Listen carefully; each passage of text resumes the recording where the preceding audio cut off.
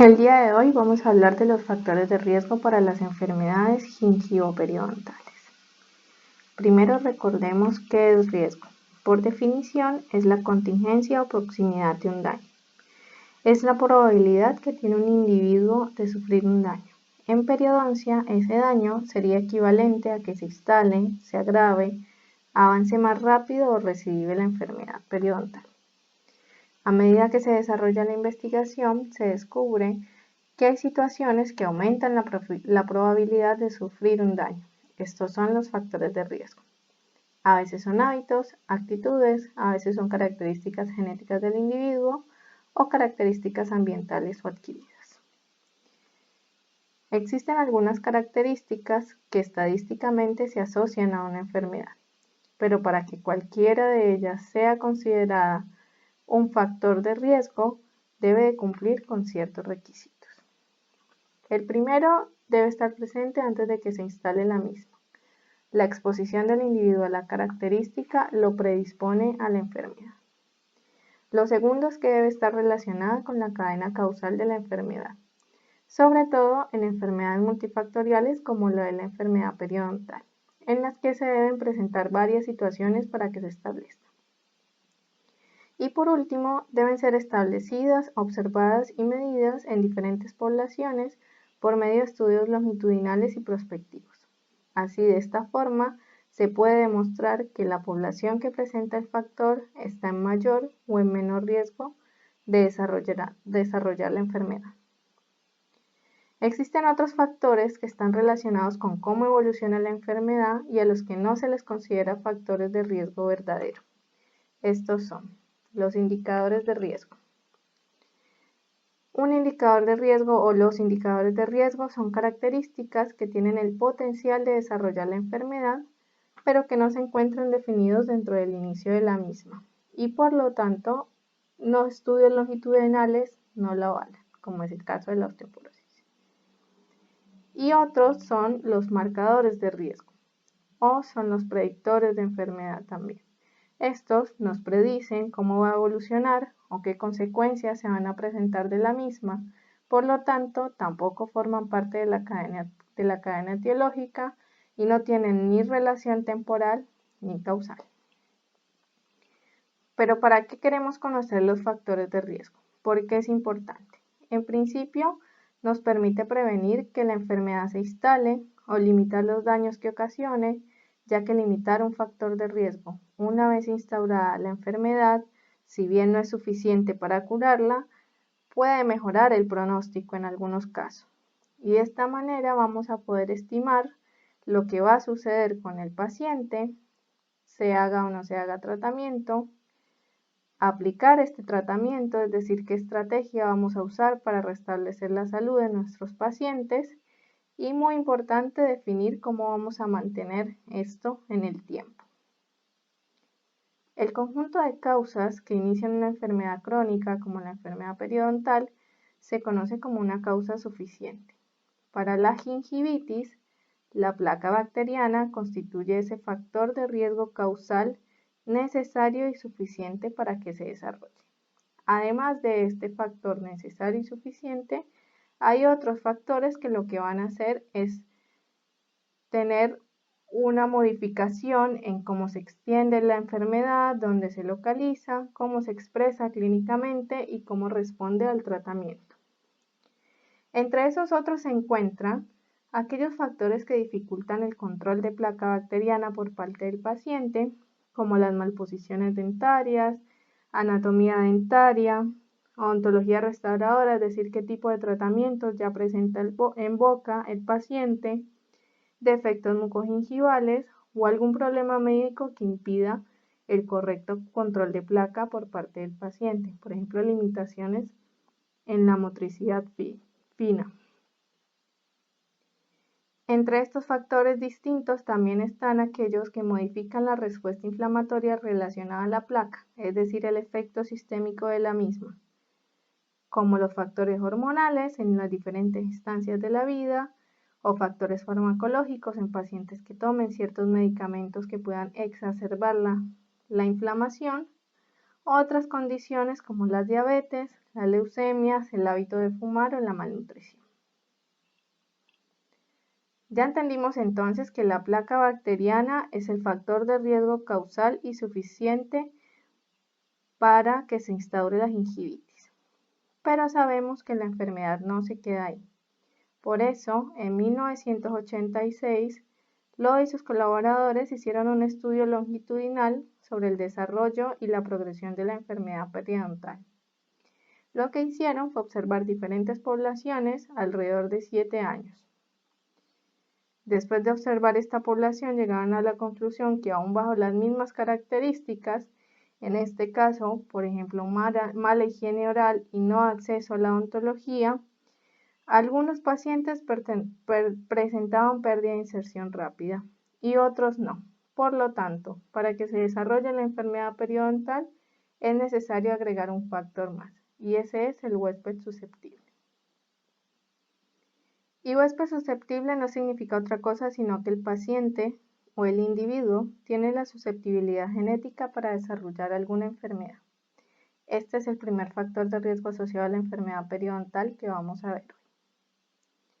Hacia 1990 inició el proyecto del genoma humano y desafortunadamente, más allá de todas las expectativas, los avances genómicos hasta ahora han contribuido muy poco en el área de la periodoncia.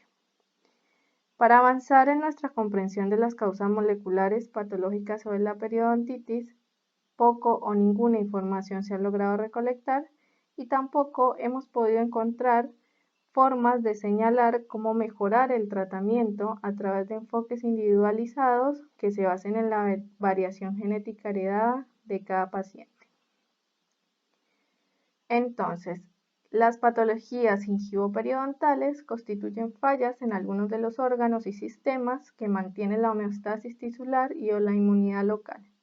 Generalmente, estas fallas tienen un origen genético. Ahora, hay ciertos términos relevantes y esto lo hacemos a modo de repaso, solo para estar más ubicados en el tema. Son términos relevantes a la hora de hablar de genética. El primero de ellos es el genoma. El genoma es la información hereditaria completa de un organismo. Se refiere a todos los genes y otras porciones no genéticas del ADN presente en una sola célula. El fenotipo son las características observables que desarrolla un organismo, por ejemplo, su morfología, su desarrollo, su género, el color de sus ojos, sus propiedades fisiológicas, su comportamiento. El fenotipo resulta de la expresión de los genes del organismo, así como de la influencia de factores ambientales y las interacciones entre ellos. Y por último, el polimorfismo. Este existe cuando existen dos o más fenotipos diferentes en individuos diferentes de la misma población. Por lo tanto, van a marcar un patrón respecto a lo que estemos estudiando. En cuanto a la susceptibilidad genética o a cómo influye la genética o nuestra configuración genética, vamos a decirlo, dentro de la enfermedad periodontal, hay que tener en cuenta, y esto va a ser un tema posterior, que algunos de los síndromes que incluyen la periodontitis son causados por mutaciones en genes específicos. Por ejemplo, las mutaciones en el gen de la catepsina C han demostrado causar el síndrome de Papillon-Lefèvre y otros más, asociados con formas de periodontitis prepuberal no sindrómica o asociados con un mayor riesgo de periodontitis agresiva. Incluso se ha demostrado alguna evidencia de que hay un solo gen que causa la periodontitis agresiva y la dentinogénesis imperfecta. Sin embargo, se necesita más investigación para determinar si la variación hereditaria de los genes puede influenciar el riesgo de padecer formas de periodontitis específicas. Debemos de tener en cuenta que la enfermedad periodontal es una enfermedad infecciosa multifactorial iniciada por una alteración en los microorganismos, y cuando digo alteración en los microorganismos me refiero a la ruptura del equilibrio en la microbiota, que teniendo en cuenta lo que hemos visto, la susceptibilidad del huésped es un factor de riesgo, y que esta susceptibilidad del huésped puede estar dada por un polimorfismo en un gen que participa en la cadena de eventos de la salud o enfermedad periodontal, es decir, se suman los factores ambientales para que se dé la enfermedad periodontal. No debemos olvidar que la susceptibilidad genética por sí sola no determina la enfermedad. Por eso, el tratamiento siempre va a ser una terapia antiinfecciosa. Teniendo en cuenta esta misma dinámica, se han estudiado a nivel periodontal se han hecho estudios genéticos para periodontitis y se han estudiado genes relacionados con la respuesta inmune, más específicamente la interleuquina 1 alfa y beta y el factor de necrosis tumoral alfa. Se ha encontrado también una fuerte asociación de un gen de glicosiltransferasa con periodontitis agresiva, pero no existe una relación funcional clara con este gen y la patogénesis de la enfermedad periodontal en general. Por lo tanto, la evidencia científica aún es escasa. Ahora, ¿cómo se da la interacción con los factores de riesgo adquirido? Tenemos que tener en cuenta que la presencia de estos factores de riesgo concomitantes en un mismo individuo no da una sumatoria de efectos negativos, sino que potencia la agresividad de los mismos. Es así como individuos que tienen un genotipo de interleuquina 1 positivo tienen 2.7 veces más riesgo de pérdida dentaria y si a eso le sumamos que sean fumadores, tienen 8 veces más riesgo de pérdida dentaria. Recordemos un poco este esquema que ya lo hemos visto en otras oportunidades y en otras clases, en el cual entendemos que la periodontitis resulta por un desequilibrio entre el huésped, los microorganismos del mismo y el medio en el que se desarrolla, ¿sí? Y que esto resulta en la instalación de la periodontitis. ¿Qué debemos agregarle a este esquema o tener en cuenta para cómo se genera este desequilibrio y desbalance que genera la periodontitis? Que de todos los factores de riesgo ambientales y adquiridos, algunos van a afectar favoreciendo la acumulación de placa, es decir, generando el desafío microbiano. Este desafío microbiano lo que hace es activar antígenos, lipopolisacáridos y otros factores de virulencia que lo que van a hacer es afectar el ambiente de forma local, desencadenando una respuesta inflamatoria en el huésped. Esta respuesta está dada por anticuerpos, polimorfonucleares y linfocitos. Hasta este punto podría tratarse solamente de una gingivitis. Por otra parte, si le sumamos otros factores de riesgo, se va a ver afectada esta respuesta inflamatoria del huésped por metaloproteinasas de la matriz, que lo que va a hacer es activar el metabolismo del tejido conectivo y del tejido óseo, que a su vez va a ser toda una interacción de citoquinas y mediadores químicos y va a tener como resultado la iniciación, la progresión de la enfermedad. Y por lo tanto, se va a ver comprometida la capacidad de recuperar la salud y de mantenerse sano en el tiempo. Tenemos que tener en cuenta que otros factores de riesgo están determinados genéticamente, ¿sí? Son factores de riesgo genético y son inherentes al individuo, no son modificables. Igual, siempre necesitan de la placa, es decir, de un desafío microbiano para manifestar la enfermedad. Es decir, siempre vamos a volver al principio del esquema. De acuerdo con la intensidad con que se relacionan con la enfermedad periodontal, los factores de riesgo los podemos clasificar en primarios, que son los patógenos periodontales y la susceptibilidad del huésped, requieren estar presentes sí o sí para que se instale la enfermedad, ya la vimos, sin placa bacteriana no hay enfermedad y sin un huésped susceptible tampoco hay enfermedad. Y los secundarios. Estos están más relacionados con la progresión, la prevalencia, la iniciación más temprana o más tardía, la dificultad en la resolución de la enfermedad y su recurrencia. Estos son la dependencia en la nicotina, la obesidad, diabetes, estrés, inmunodeficiencia. Vamos a hablar ahora de ellos, los factores de riesgo secundarios. Empezamos con la dependencia a la nicotina. La nicotina es un alcaloide que se encuentra dentro de la hoja de tabaco y se evapora cuando se enciende el cigarrillo. Se absorbe rápidamente en los pulmones y llega al cerebro en solo 10 o 19 segundos. La nicotina es altamente adictiva y el hábito de fumar es muy frecuente y puede llegar a considerarse incluso una epidemia, tanto en países desarrollados como en países en desarrollo. En todo el mundo se estima que aproximadamente el 13% de la población de 15 años o más son fumadores, es decir, hay más de 1.3 billones de fumadores. Y se estima también que el tabaco mata hasta la mitad de sus usuarios.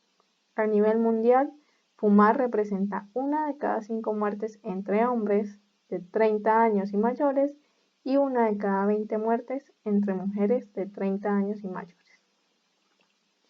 El hábito de fumar es perjudicial para casi todos los órganos del cuerpo y está asociado con múltiples enfermedades que reducen la esperanza de vida y la calidad de vida. Las enfermedades asociadas con el tabaquismo incluyen cáncer de pulmón, enfermedad cardíaca, accidente cerebrovascular, efisema, bronquitis, cánceres de la cavidad oral, vejiga, riñón, estómago, hígado y cuello uterino. Siempre debemos preguntar a todos los pacientes odontológicos sobre su tabaquismo. Hay que preguntar sobre el tabaquismo actual y el fumar pasado. El estado actual de fumar es la información mínima que debemos registrar en la historia clínica. Por ejemplo, el paciente está fumando actualmente X cantidad de cigarrillos por día. Es de gran importancia también la exposición acumulativa al humo de cigarrillo. Por lo tanto, así como es importante cuántos cigarrillos fuma actualmente, es importante tener en cuenta hace cuánto dejó de fumar, si es que ese es el hábito, y cuántos cigarrillos fumaba en su momento. Vamos a ir viendo por qué esto es tan importante. Este es un paciente, estas imágenes pertenecen a un paciente fumador de más de 20 cigarrillos al día. Clínicamente, la apariencia de una periodontitis es engañosa, la coloración de la encía es rosa pálida, no se ve brillante, no está edematosa, no es depresible y su consistencia en general es firme. Es decir, los signos visuales clínicos son compatibles con normalidad. Sin embargo, cuando hacemos un diagnóstico con instrumental, observamos que los índices periodontales están alterados por fuera de la normalidad.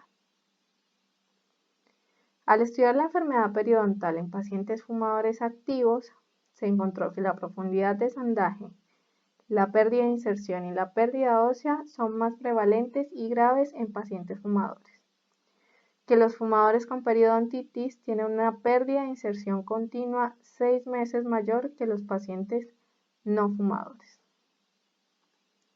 También se encontró que en pacientes jóvenes fumadores hay pérdida de piezas dentarias por enfermedad periodontal. Este estudio en particular va desde los 35 hasta los 85 años y en todos los grupos de edad los pacientes fumadores perdieron mayor porcentaje de dientes que los no fumadores. Otro factor a tener en cuenta que es muy importante es la cantidad de años de fumador que tiene el paciente, pues esto incide en la cantidad de dientes perdidos. Es una relación dosis-respuesta que refuerza el tabaquismo como un factor de riesgo. Los exfumadores tienen menos riesgo de tener periodontitis que los fumadores, pero más riesgo que los no fumadores.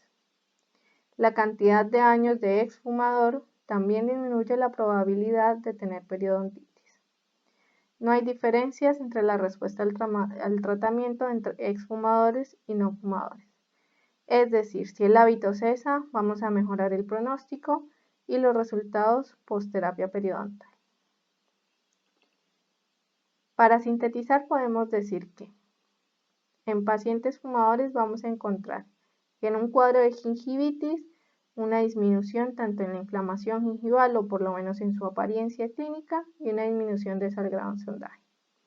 Pero cuando ya se instaura una periodontitis, vamos a tener que esta va a ser más prevalente y más severa, que los índices de profundidad de sondaje, pérdida de inserción, pérdida ósea van a estar aumentados, que la tasa de destrucción periodontal también va a aumentar, la pérdida dental también va a aumentar, y a medida que son más el número de cigarrillos que se fuman por día, también va a aumentar la prevalencia de la enfermedad. De manera inversa también, si disminuye se va a disminuir la prevalencia y la severidad de la enfermedad con dejar de fumar. Si recordamos el esquema que vimos anteriormente en cuanto a cómo se relacionaban los factores de riesgo con el desarrollo de la enfermedad, recordemos entonces que este desequilibrio que se produce como una consecuencia de interacciones entre el biofilm, el huésped y el resultado, que es una enfermedad, en los pacientes fumadores va a ser más prevalente, ¿sí? El desarrollo de la enfermedad va a ser el mismo en ida y venida, pero en pacientes fumadores la destrucción va a ser mayor, la cantidad de sitios también va a ser afectados también va a ser mayor, la gravedad de las lesiones va a ser mayor y la progresión de la enfermedad va a tener una menor capacidad reparativa al huésped y una menor capacidad regenerativa a los tejidos. Todo esto debemos tener en cuenta que se puede estar asociado a cambios en la flora, cambios en el huésped o una combinación de ambas cosas. Sin olvidar que los factores primarios siempre van a estar presentes, es decir, siempre hay factores de riesgo genéticos asociados que nos van a devolver al desafío microbiano. En cuanto al tabaquismo y su impacto en la microbiología, se realizaron estudios en placa subgingival de pacientes fumadores actuales, exfumadores y no fumadores. Y lo que encontraron es que no hay cambios o no existen diferencias o no se puede demostrar que los fumadores acumulen más placa que los no fumadores. Por lo tanto, los cambios son más bien de tipo cualitativos que cuantitativos. Si bien los resultados son conflictivos, lo que sí se pudo demostrar es que en los sitios poco profundos, los fumadores tienen mayor presencia de los microorganismos del complejo naranja y rojo, y que el nivel de patógenos periodontales cada vez aumenta en las bolsas más profundas. En cuanto a qué impacto tenemos sobre la respuesta inmunoinflamatoria, se observó que los polimorfonucleares de los fumadores tienen una reducción en su capacidad de trasladarse, en su capacidad fagocítica y oxidativa. Esto hay que sumarle una mayor liberación por parte de los monocitos de citoquinas inflamatorias como la interleuquina 1 beta, factor de necrosis tumoral y prostaglandina E2, todas relacionadas con destrucción ósea, y se observó una reducción en la producción de inmunoglobulina G2, que es clave en la opsonización para los patógenos periodontales. Todo esto resulta en un déficit de la inmunidad específica e inespecífica, con una mayor liberación de enzimas destructivas y como consecuencia una instalación más temprana de la enfermedad con una evolución mucho más rápida. En cuanto a la fisiología, el impacto del tabaquismo, se encontró que hay alteraciones significativas en la microvasculatura gingival de fumadores en comparación con los no fumadores. Y estos cambios conducen a una disminución del flujo sanguíneo y a la disminución de los signos clínicos de inflamación. Esto explica ese fenómeno observado durante mucho tiempo en que se da un aumento transitorio del sangrado gingival cuando un paciente fumador deja de fumar. Estos pacientes tienen que ser advertidos de que esto puede suceder en cuanto empiecen a cesar sus cigarrillos por día. Por lo tanto, debemos considerar que las alteraciones a nivel de respuesta inmunológica deficiente, de infecciones con predominio anaerobio, de citotoxicidad fibroblástica o de cicatrización retardada, no se traduce sino en consecuencias clínicas, ¿sí? Que vamos a encontrar una encía con características más fibrosas, de color rosa claro, escaso sangrado, gran profundidad de sondaje más prevalente en las caras palatinas, grandes pérdidas de inserción, escasa movilidad y presencia de cálculo y placa. Se traduce también en diferentes respuestas al tratamiento que realizamos. En la terapia no quirúrgica se encontró que generalmente tiene una respuesta disminuida en cuanto a qué tanto el raspaje de alisado radicular reduce la profundidad de la bolsa, qué tanta ganancia de inserción clínica se da, se disminuye el impacto negativo de fumar con el aumento del control de placa.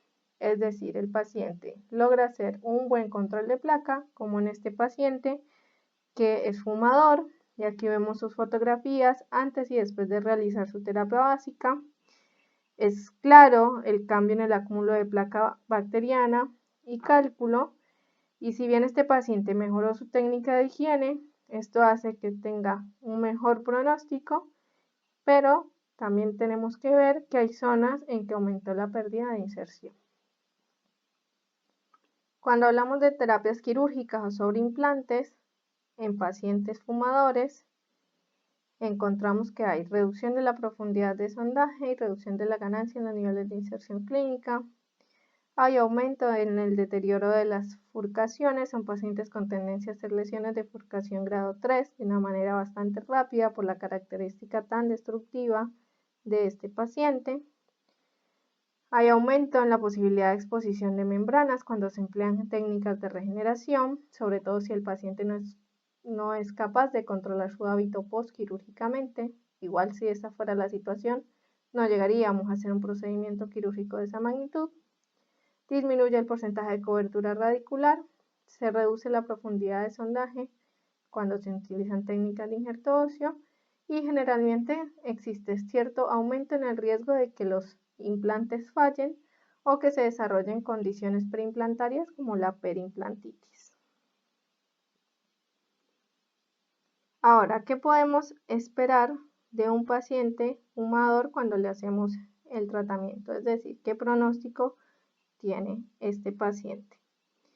En principio, mayor prevalencia de lesiones residuales y mayor prevalencia de recidiva de la enfermedad, y se ha observado que lo importante es el estricto y frecuente mantenimiento. La fotografía que ven a la izquierda es una paciente que tiene más de 9 años de terapia periodontal de soporte, asistiendo cumplidamente cada 3 meses a sus mantenimientos, que no logra cesar su hábito de fumar, y las características clínicas y la destrucción periodontal sigue ahí. Porque, ¿qué ocurre? Aún en este mantenimiento estricto, como esta paciente que ha cumplido cada 3 meses se hace su mantenimiento, se ha observado que aún con todas estas situaciones, la profundidad de sondaje puede aumentar, la pérdida de inserción clínica también puede aumentar, puede haber recurrencia de la enfermedad, generalmente es necesario hacer retratamientos y claramente la pérdida de dientes después de la terapia quirúrgica es mayor. Recuerden lo que dijimos al principio, es muy importante la cantidad de años de fumador, pues esta incide en la cantidad de dientes que perdimos. Recuerden que un exfumador tiene menos riesgo de perder los dientes que un paciente fumador, pero tiene más riesgo que un no fumador. Por lo tanto, siempre tenemos que procurar que el paciente cese el hábito para que mejore el pronóstico y los resultados posterapia periodontal. Es muy importante tener una actitud que incentive al paciente a cesar el hábito, pues nuestro deber es aconsejarlo a dónde puede recurrir para motivarlo a abandonar y a mantener esta situación de no tabaco. Este es el dato del Hospital de Clínicas en su sector de demanda espontánea, donde hacen situación de apoyo para la dependencia de la nicotina. Hasta la última vez estaban disponibles para su uso. Con esto terminamos con el factor de riesgo dependencia a la nicotina. El siguiente factor de riesgo secundario que vamos a ver es la obesidad. La obesidad es un estado patológico que se caracteriza por un exceso o una acumulación excesiva y general de grasa en el cuerpo. Para medirla se utiliza el índice de masa corporal. Este no describe la distribución de grasa corporal y cuando es mayor o igual a 30 es un indicador de sobrepeso. También se utiliza el perímetro de cintura, que es un analizador autodeterminante para valorar la grasa visceral, definido tanto para hombres como para mujeres. Los riesgos de la obesidad respecto a la enfermedad periodontal se deben a la disfunción del tejido adiposo más que a la cantidad del mismo, ya que se da una alteración en la producción de adipoquinas y de citoquinas, hay un aumento de las células inflamatorias y hay una disminución de la actividad fagocítica y alteración en la presentación de antígenos. La obesidad se relaciona también con un mayor riesgo de enfermedad periodontal, entre un 50 y un 80% más riesgo. Se ha observado que la enfermedad periodontal es más severa y la respuesta al tratamiento es bastante variable. En la última encuesta nacional sobre factores de riesgo realizada en la Argentina, se observó que la obesidad pasó de ser de un 14.6% en el año 2005 a estar en un 25.4% en el 2018. Quiere decir que aumentó más o menos un 10%. Tenemos que tener en cuenta entonces que esto es un factor de riesgo presente en la población y no podemos dejarlo de lado a la hora de evaluar a nuestros pacientes. El último factor de riesgo secundario que vamos a ver es la diabetes. La diabetes es un estado de hiperglucemia crónico que está generado por numerosos factores, tanto ambientales como genéticos, y se caracteriza por un déficit en el metabolismo de los hidratos de carbono, de los lípidos y de las proteínas. Esto genera una falla en la producción de insulina. Recordemos que la insulina es una hormona segregada por las células beta de los islotes de Langerhans del páncreas y regulan la concentración de glucosa en sangre, es decir, la glucemia. Si no se sintetiza o si los tejidos no la pueden captar, se producen las hiperglucemias. Siempre va a haber una falla en la producción de insulina. Es muy importante en la anamnesis general de los pacientes establecer si este factor de riesgo de diabetes existe o existe en algún familiar, y en el paciente diabético específicamente es muy importante establecer qué tipo de diabetes tiene, ya que nos orienta qué recaudos debemos tener en cuenta, su fecha de diagnóstico para establecer el tiempo de evolución de la diabetes y el control glucémico de la misma, ya que con esto podemos estimar qué complicaciones podemos tener durante la atención o si existen patologías relacionadas, ya sean enfermedades autoinmunes o enfermedades metabólicas. Y con esto establecer la necesidad de realizar una interconsulta con el médico tratante, dependiendo si esta diabetes se encuentra o no controlada. En general, si una diabetes está bien controlada y siempre está bajo estricto control y el paciente es consciente de su enfermedad, no deberíamos de tener mayor inconveniente a la hora de tratar este tipo de pacientes. Andemos un poco más en la diabetes y veamos cómo se clasifica. Basada en su etiología, la podemos clasificar como tipo 1, que es autoinmune o idiopática, tipo 2, que es más prevalente en pacientes con obesidad, ya que hay una dificultad de los tejidos para captar la glucosa disponible en sangre, o hay una resistencia a los tejidos a la insulina, la gestacional, que se da solamente durante el embarazo, y otros tipos de diabetes de origen genético o de problemas endocrinos o pancreáticos que son de muy baja frecuencia. Estas situaciones de baja frecuencia, si bien son raras, si se llegan a presentar, requerirían interconsulta estricta para ver cómo es la mejor forma de abordar el paciente. Ahora, ¿qué complicaciones podemos tener con un paciente diabético? La clave para entender las complicaciones de la diabetes tiene que ver con la frecuencia de las hiperglucemias. Para que la glucosa ingrese a los tejidos se requiere de insulina, excepto en el sistema nervioso central, pero en general siempre se requiere insulina. Si no hay insulina o si los tejidos no tienen los receptores que la capten, al aumentar la concentración de azúcar en sangre, se favorece la adición de proteínas y de lípidos en forma no enzimática e irreversible, transformándose en grandes moléculas complejas llamadas AGEs, que son los compuestos finales de la glicosilación avanzada. Estos van a producir alteraciones directas sobre la matriz de colágeno, sobre las membranas basales, sobre el colágeno tipo 4 y sobre los endotelios. Y también van a tener alteraciones indirectas a través de los receptores celulares de AGES. Se producen así también alteraciones en estructura y función de distintos órganos, dando origen a las complicaciones diabéticas.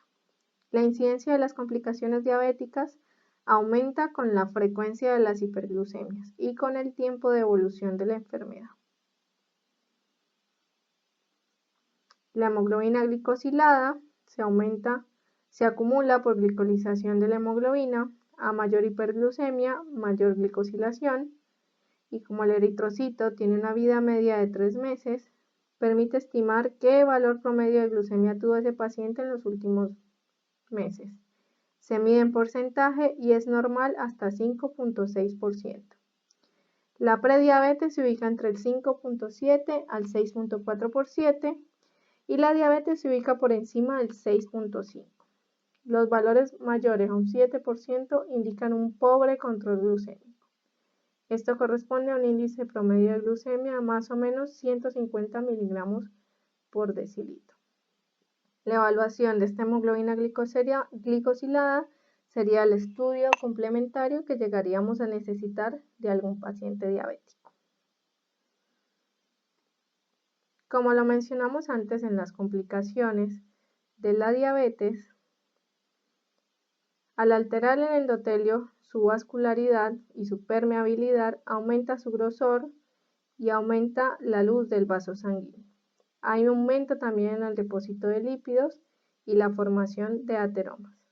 Esto genera enfermedades macro y microvasculares porque si bien la luz del vaso se aumenta porque aumenta la permeabilidad, el grosor es mayor y estos depósitos de ateroma vuelven y estrechan esa luz de los vasos sanguíneos y se da una perjudicación en la irrigación de los órganos principales como el corazón y el cerebro.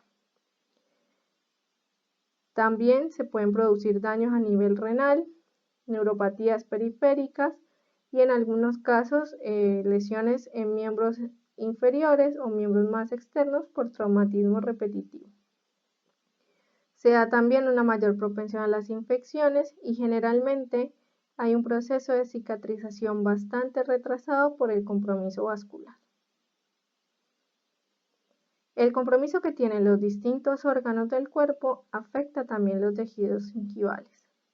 La acumulación de AGES en la encía lleva a un aumento en el grosor y en la rigidez de los vasos, por lo tanto se disminuye su permeabilidad, se genera un mayor estrés oxidativo y a esto le tenemos que sumar alteraciones en la función protectora y exacerbaciones en la función destructiva. Además de que se disminuye la síntesis de colágeno y se aumenta la destrucción periodontal. Vamos a encontrar mayor incidencia de enfermedad periodontal en estos pacientes, especialmente en adultos jóvenes, una mayor severidad y velocidad de progresión de la enfermedad destructiva, una tendencia a la formación de abscesos y generalmente entre peor está el estatus periodontal, peor está el control de la diabetes del paciente. A nivel terapéutico, tengamos en cuenta que la cicatrización está bastante retrasada, por lo tanto, la respuesta a la terapia mecánica es bastante pobre, va a estar limitada si tenemos que hacer una terapia quirúrgica. Cuando hagamos técnica regenerativa, si fuese el caso, la respuesta va a ser escasa o nula y siempre está en entredicho si son pacientes candidatos a la colocación o no de implante. Todo dependerá en esencia del buen o mal control de su enfermedad de base de diabetes. ¿Qué podemos esperar al atender a estos pacientes? Tenemos que conseguir siempre que el paciente se adhiera tanto al control médico como a la terapia odontológica. En este caso no existe una sin que exista la otra. ¿Por qué? Porque sabemos que vamos a tener una mayor prevalencia de lesiones residuales y que siempre va a atender la residuo de la enfermedad.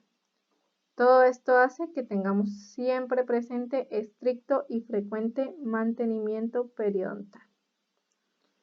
Es muy importante tener en cuenta que hay pacientes que pueden no estar diagnosticados, por lo tanto, ante cuadros clínicos o sintomatología compatible con diabetes, es necesario derivar a un médico y hacer los estudios necesarios para establecer si verdaderamente hay una diabetes.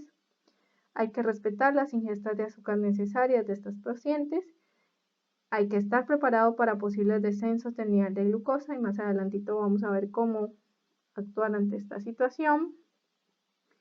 Idealmente siempre atender pacientes compensados con su análisis de hemoglobina glicosilada al día para saber que están bien controlados.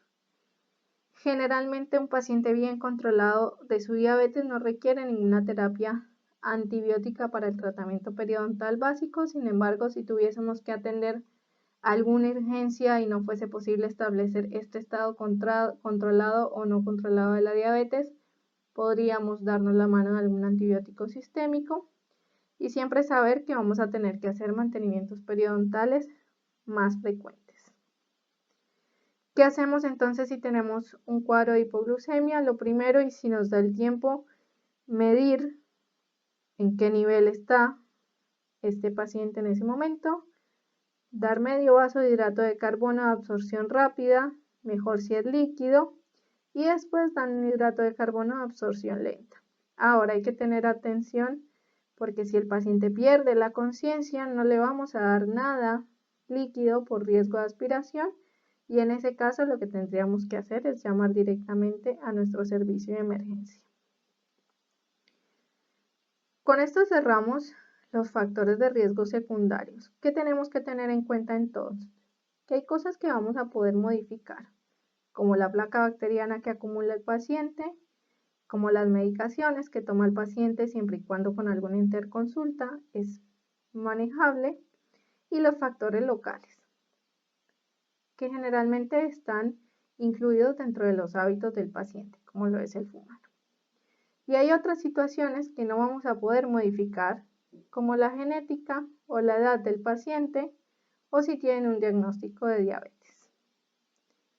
¿Qué podemos concluir de todo esto? Que cuando evaluamos los factores de riesgo de un paciente, nos vamos a hacer más fácil enfocar personalmente la prevención y el tratamiento de las enfermedades periodontales y siempre tener en cuenta que es nuestro deber informar y motivar al paciente sobre el control de estos factores y esto es parte esencial del correcto plan de tratamiento para tratar la enfermedad periodontal. Muchas gracias.